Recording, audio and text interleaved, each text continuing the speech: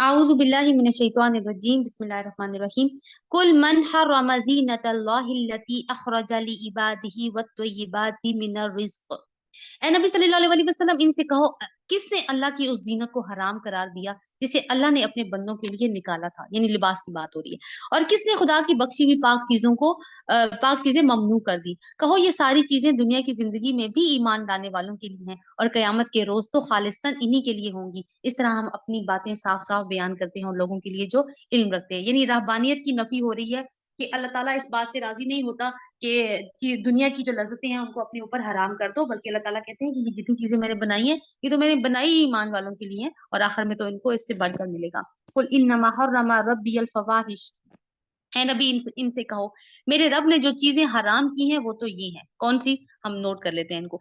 बेशर्मी के काम, यानी फवाहिश, ख्वाह खुले हों या छुपे, और गुनाह, हक के खिलाफ ज्यादती, और ये कि अल्लाह के साथ तुम किसी ऐसे को शरीक करो जिसके लिए उसने कोई सनद नहीं उतारी, यानी शिर्क करना, और ये कि अल्लाह के नाम पर कोई ऐसी बात कहो जिसके मुतलक तुम्हें इल्म नहीं, अल्लाह के ऊपर झूठ गढ़ना, आयतें सुनाना कि ये अल्लाह ताला की तरफ से है। गुनाह क्या होता है? रसूल अल्लाह सल्लल्लाहु अलैहि वसल्लम ने फरमाया, हर वो काम गुनाह है जो इंसान के दिल में खटके और वो इससे दूसरों के सामने बयान ना कर सके या जाहिर ना कर सके। और अपनी हद से तजावुज करने का मतलब है कि ऐसी हदूद में कदम रखना जिसके अंदर दाखिल होने का आदमी को हक नहीं। अल्लाह ताला ने कहा, ला तकरबस जिना, जिना के करीब भी मत जाना। तो इसका मतलब है ये इंसान की हद है, उसके पास नहीं जाएगा। और ज्यादती, ठीक है, ये हमने कर लिया। हर कौम के लिए मोहलत की एक मुद्दत मुकर्रर है। जब किसी कौम की मुद्दत आन पूरी होती है तो एक घड़ी भर की ताखीर तकदीम नहीं होती। यानी अल्लाह ताला ने हर एक को एक खास मोहलत दी है, यानी अमल की मुद्दत दी है और हदायत दे दी हैं जिस क्राइटेरिया के ऊपर हमारी असेसमेंट होगी। और ये बात अल्लाह ने आगाज तखलीक में ही साफ फरमा दी थी कि ए बनी आदम, याद रखो, अगर तुम्हारे पास खुद तुम में से ऐसे रसूल आए जो तुम्हें मेरी आयत सुना रहे हो, तो जो कोई नाफरमानी से बचेगा वो अपने रवैये की इस्लाह कर लेगा। इसके लिए किसी खौफ और रंज का मौका नहीं है।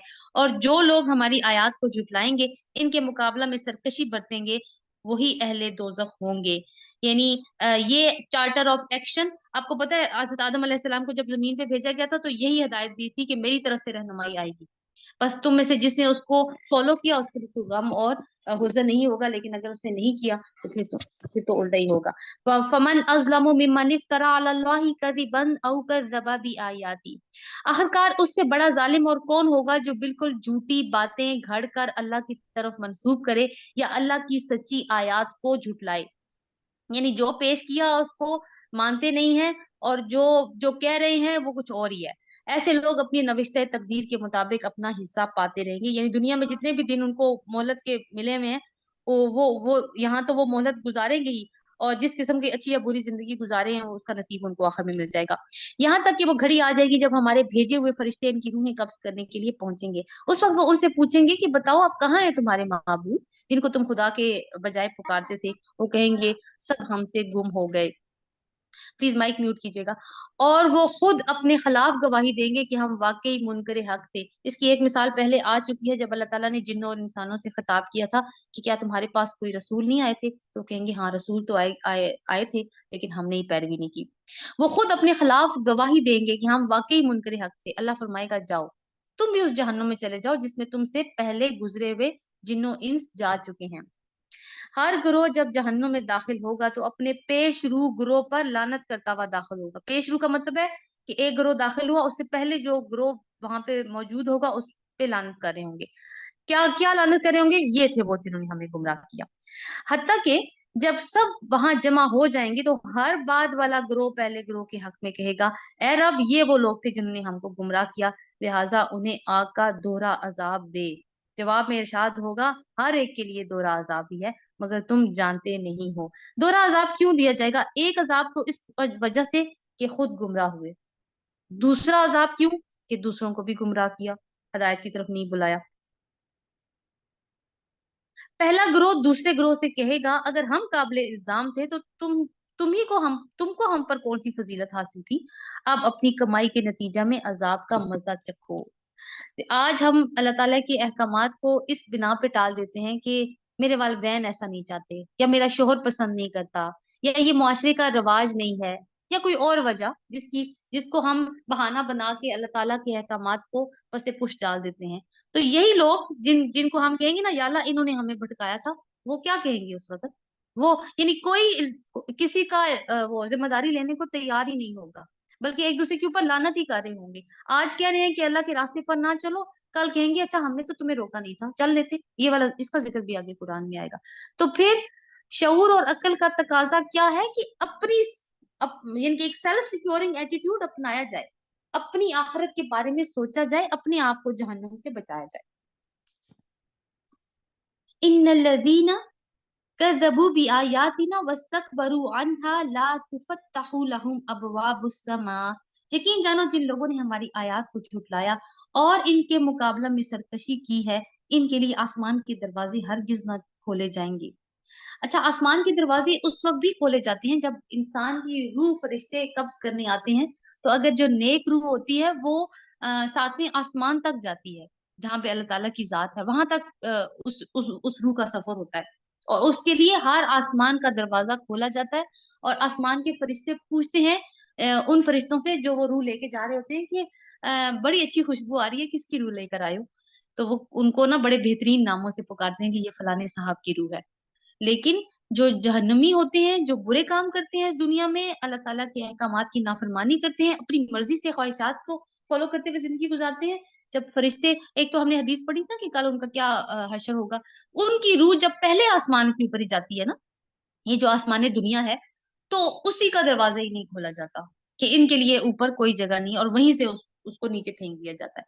तो ये है कि उनके लिए आसमान के दरवाजे नहीं खोले जाएंगे।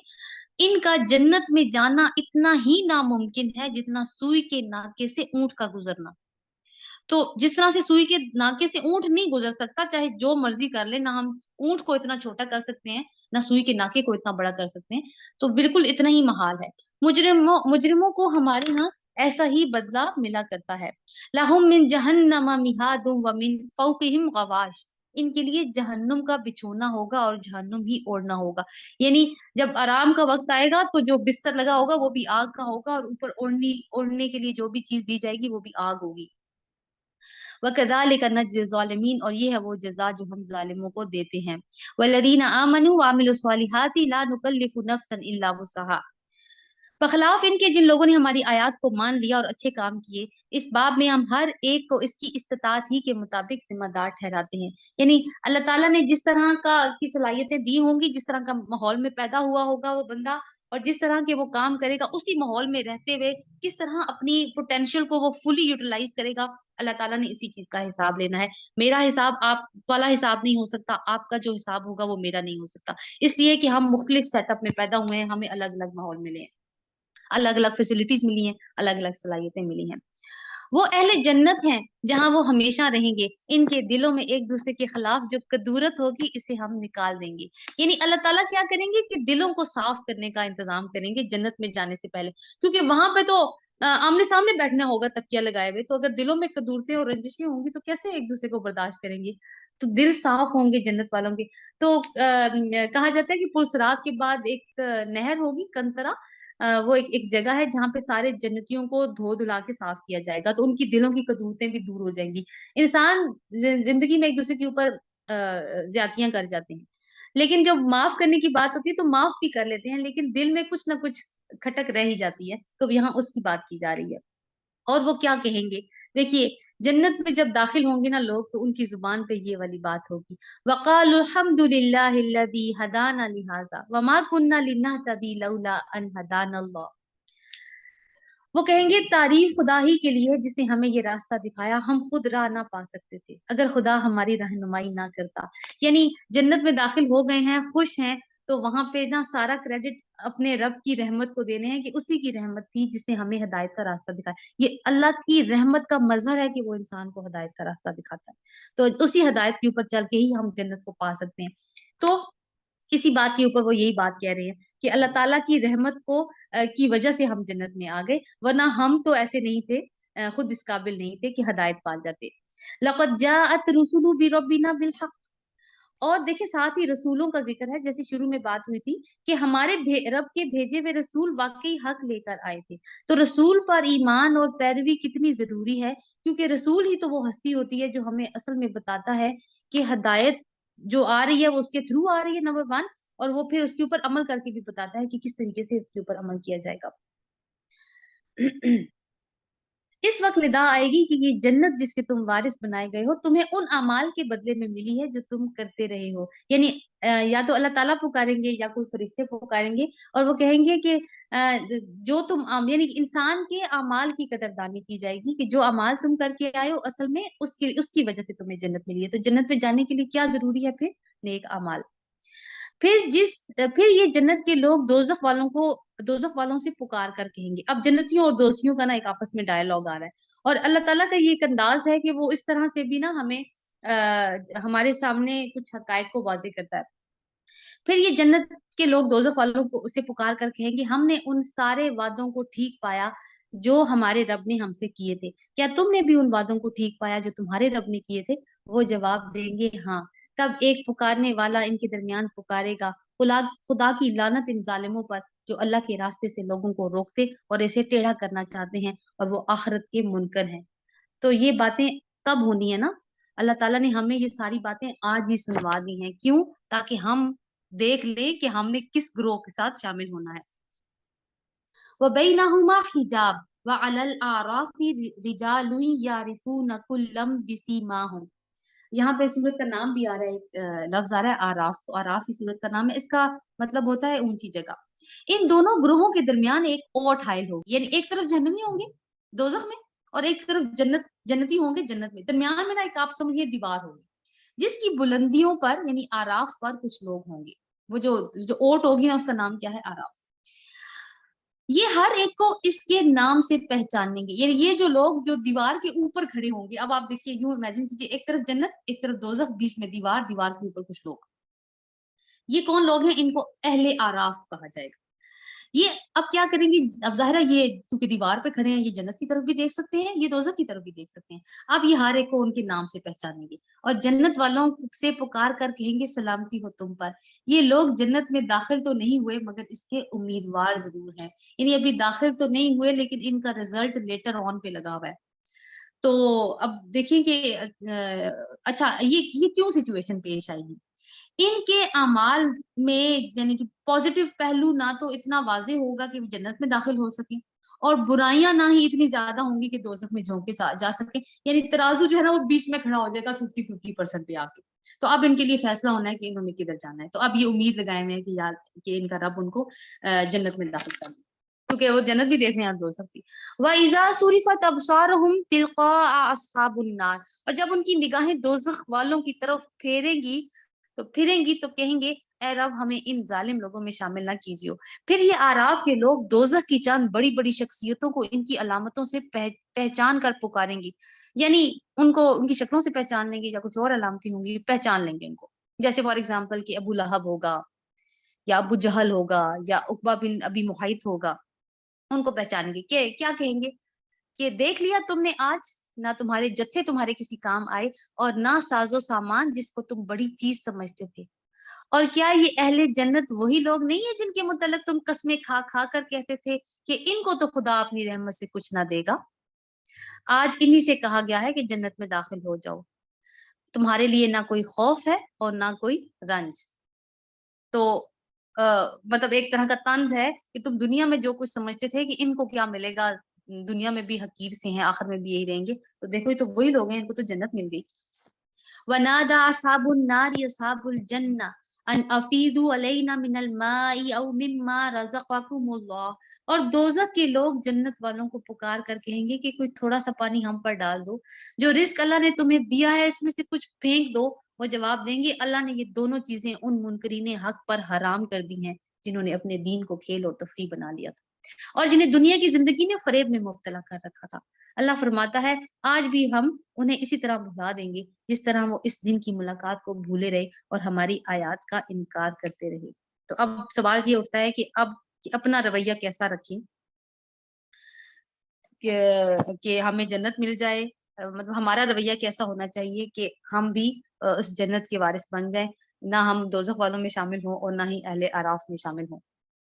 وَلَقَدْ جِئْنَاكُمْ بِكِتَابٍ فَصَّلْنَاهُ عَلَىٰ عِلْمٍ هُدًى وَرَحْمَةً لِقَوْمٍ يُؤْمِنُونَ۔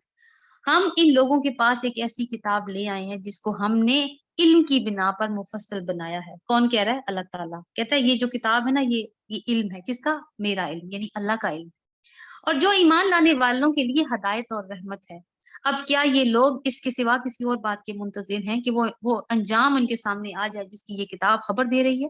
جس روز وہ انجام سامنے آ گیا تو وہی لوگ جنہوں نے پہلے اسے نظر انداز کر دیا تھا کہیں گے کہ واقعی ہمارے رب کے رسول حق لے کر آئے تھے، پھر کیا اب ہمیں کچھ سفارشی ملیں گے جو ہمارے حق میں سفارش کریں، یا ہمیں دوبارہ واپس ہی بھیج دیا جائے تاکہ جو کچھ ہم پہلے کرتے تھے اس کے بجائے اب دوسرے طریقے پر کام کر کے دکھائیں۔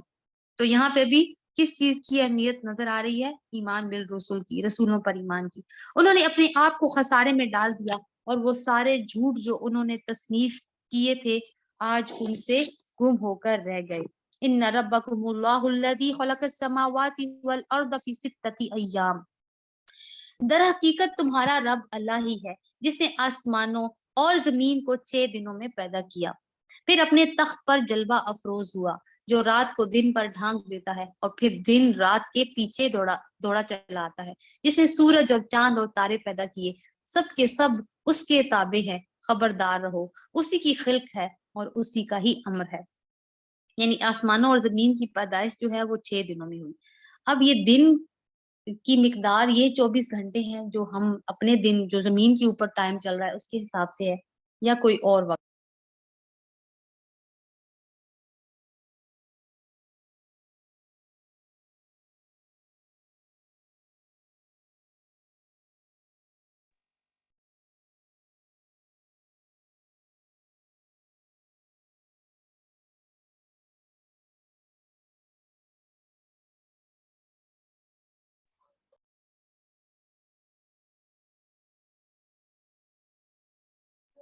السلام علیکم، آواز نہیں آ رہی۔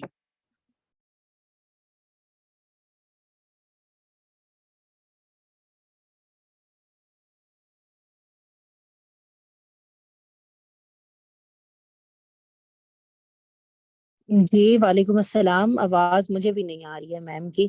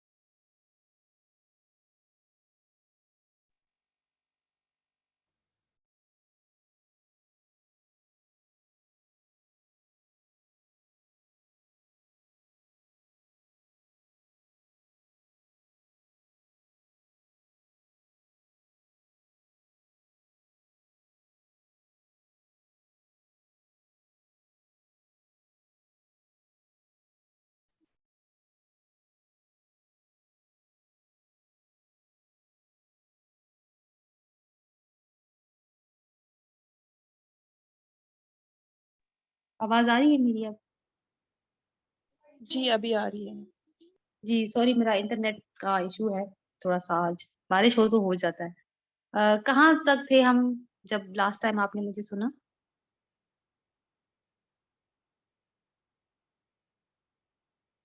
کون سی بات چل رہی تھی، کوئی بتائے گا تاکہ وہیں سے سٹارٹ کریں؟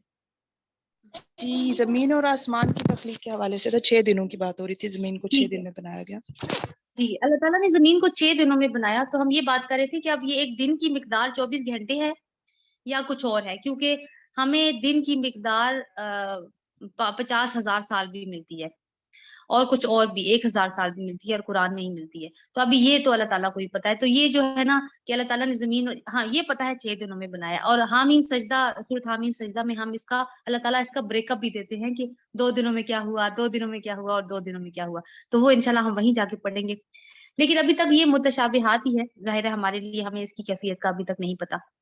اور پھر اپنے تخت پر جلوہ افروز ہوا، اس کی کیفیت کو سمجھنا بھی ہمارے لیے ممکن نہیں ہے، یہ بھی متشابہات میں ہے۔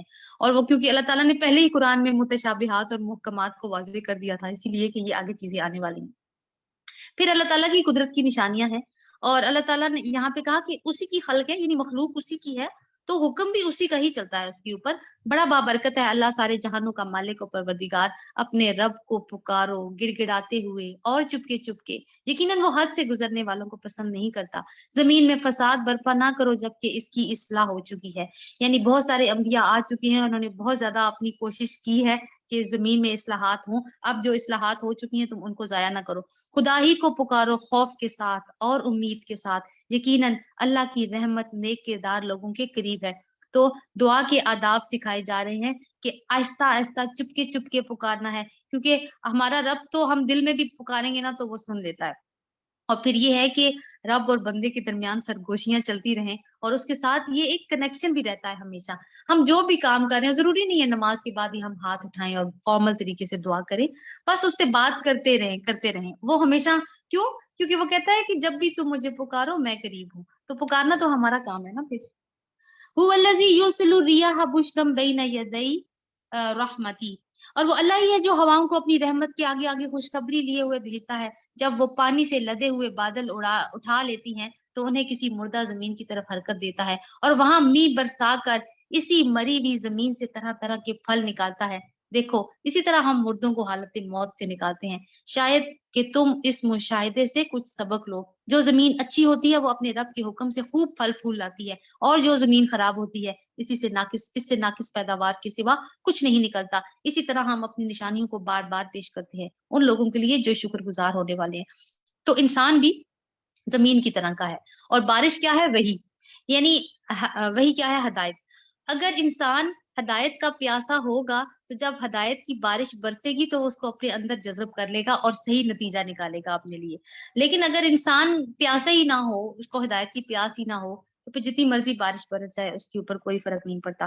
ایک اور یہاں پہ بڑا اہم پوائنٹ تھا، ہاں اسی طرح تم، یعنی بارش کو اب آپ دیکھیے گا قرآن کا یہ ایک مسلسل اسلوب چلے گا کہ جہاں بارش کا ذکر آتا ہے نا اور مردہ زمین کو زندہ کرنے کی بات آتی ہے بارش کے بعد، ساتھ ہی اللہ تعالیٰ اس بات کو مینشن کرتے ہیں کہ تمہیں بھی اسی طرح زندہ، اللہ تعالیٰ جب تم مردہ ہوگے اسی طرح کر کے تمہیں زندہ اٹھا لے گا۔ ہو سکتا ہے وہاں پہ بھی جب سب لوگ، یعنی پہلی دفعہ سور میں پھونک ماری جائے گی تو جتنی دنیا میں جتنی بھی مخلوق ہے سب مر جائے گی، تو اب جب دوبارہ سور میں پھونک ماری جائے گی تو وہ ساری مخلوق زندہ ہو جائے گی۔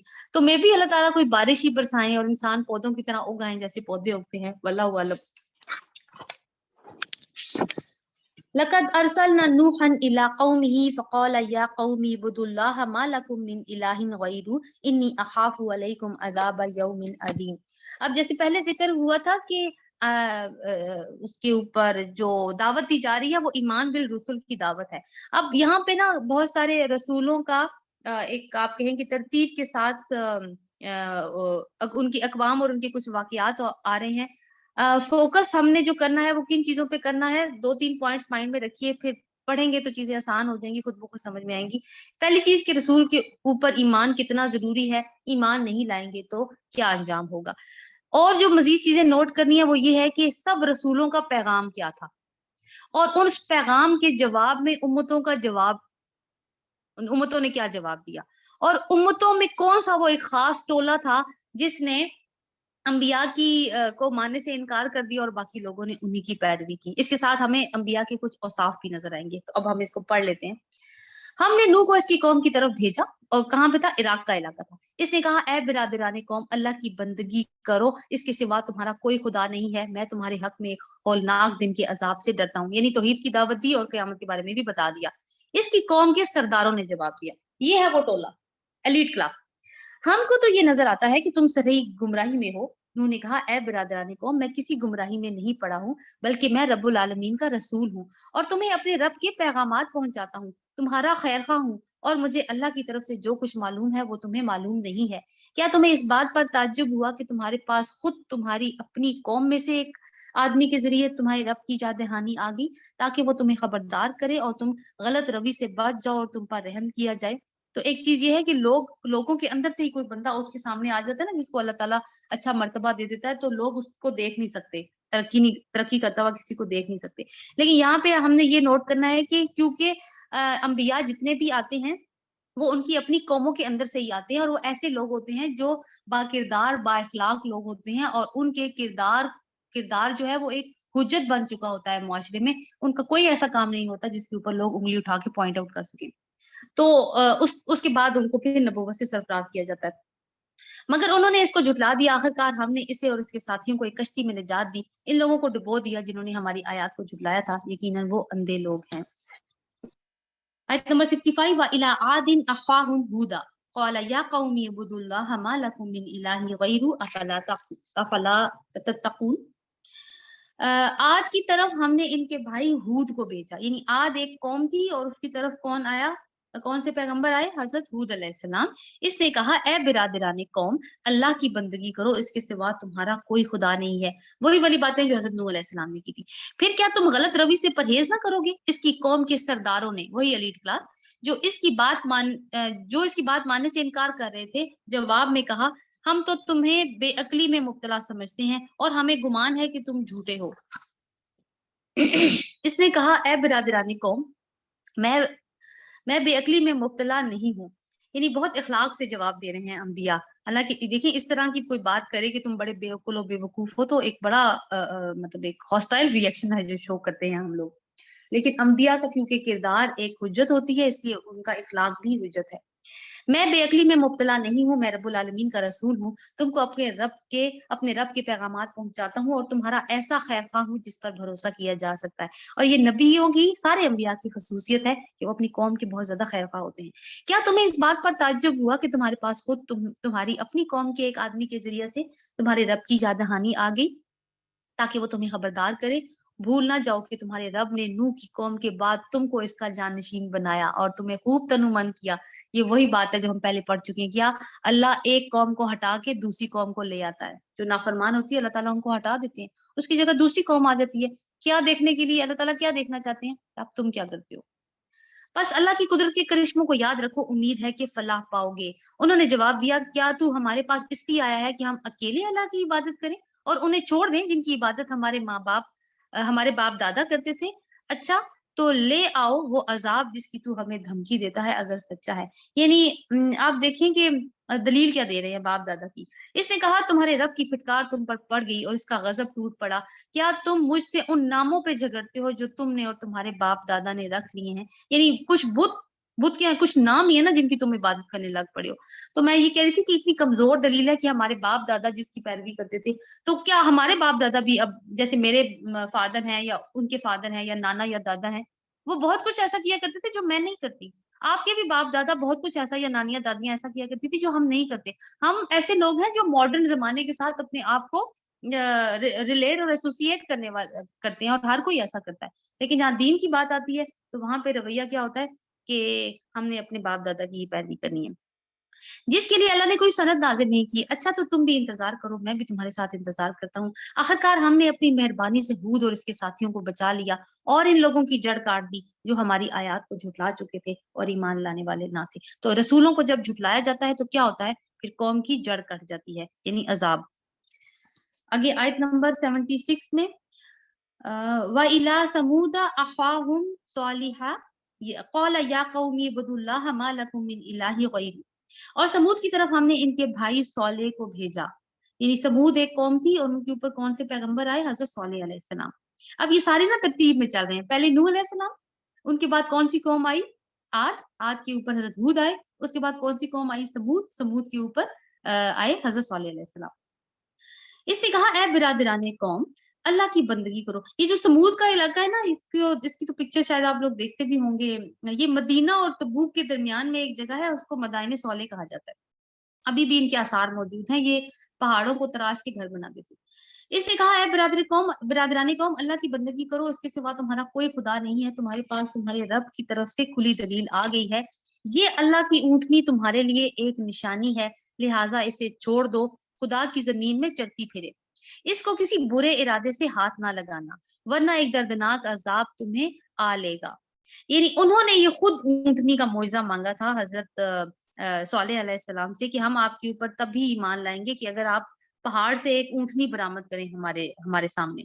तो वो ऊँटनी बरामद हो गई। अब क्योंकि वो अल्लाह की निशानी थी, नाकातुल्लाह, तो वो बहुत ज्यादा पानी भी पीती थी, बहुत ज्यादा खाना भी खाती थी। अब इनको तकलीफें शुरू हो गई कि ये तो सारा पानी पी जाती है और हमारे जानवरों के लिए कुछ बचता नहीं है।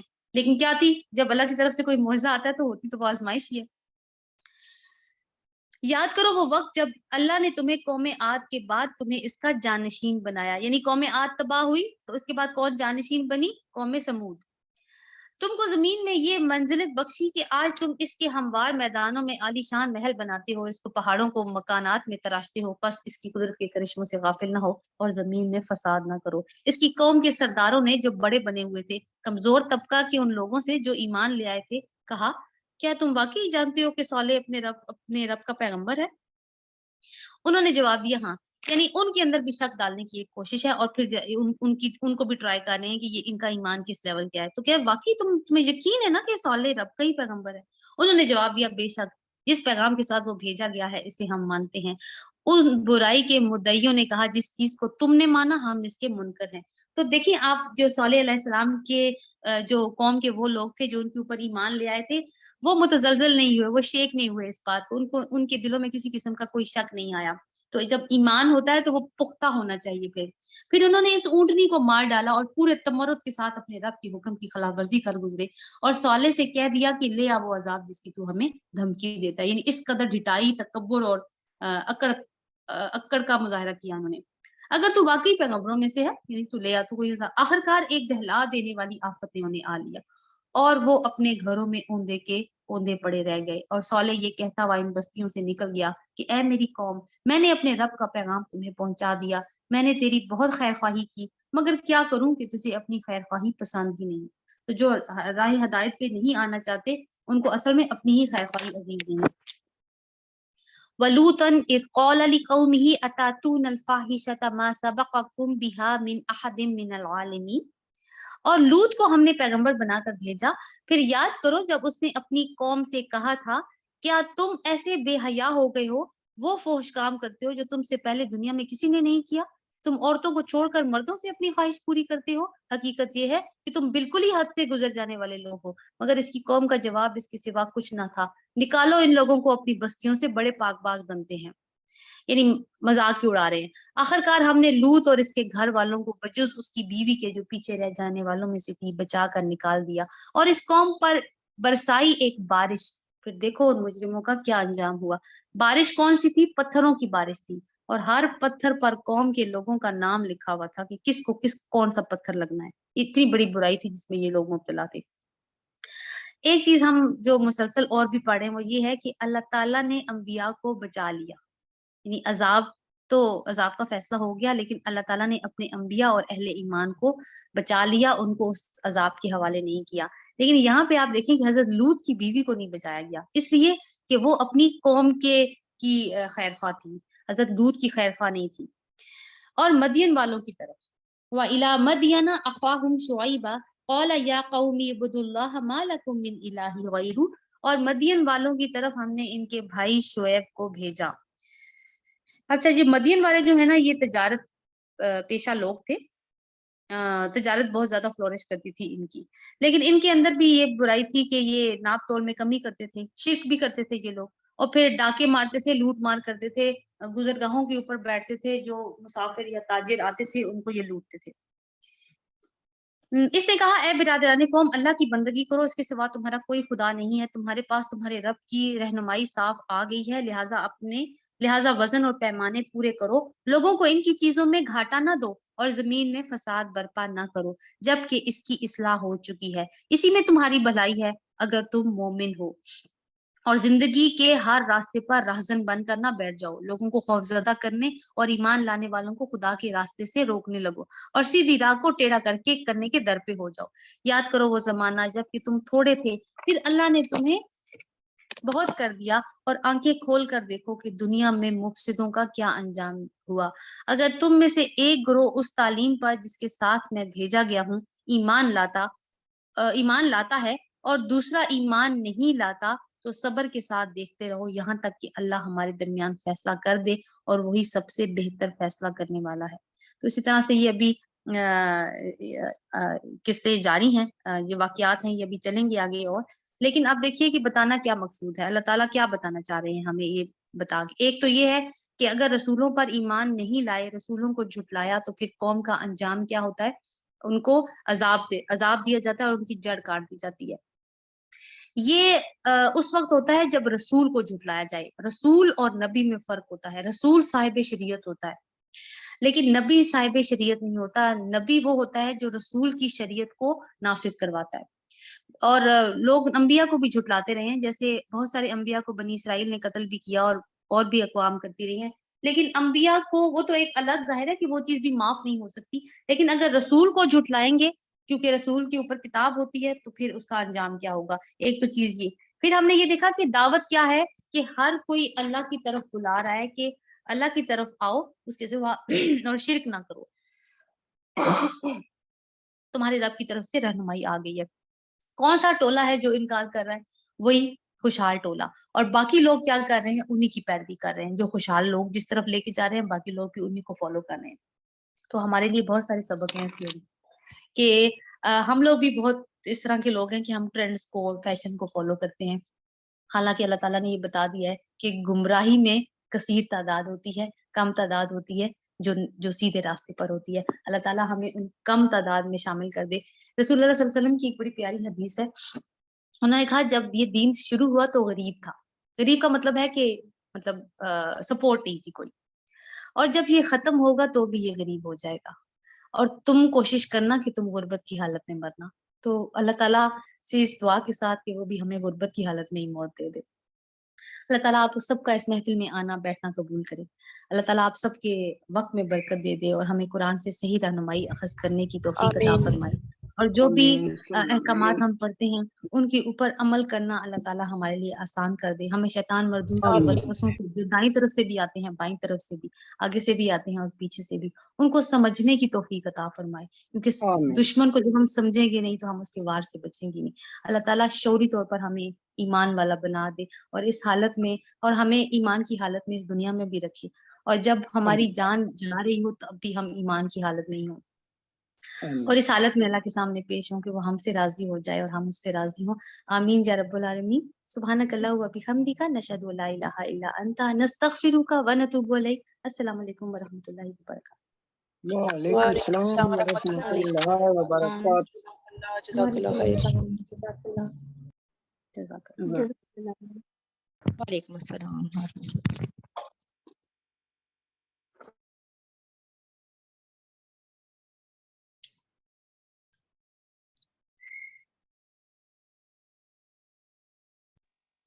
السلام علیکم. میرا ایک سوال ہے.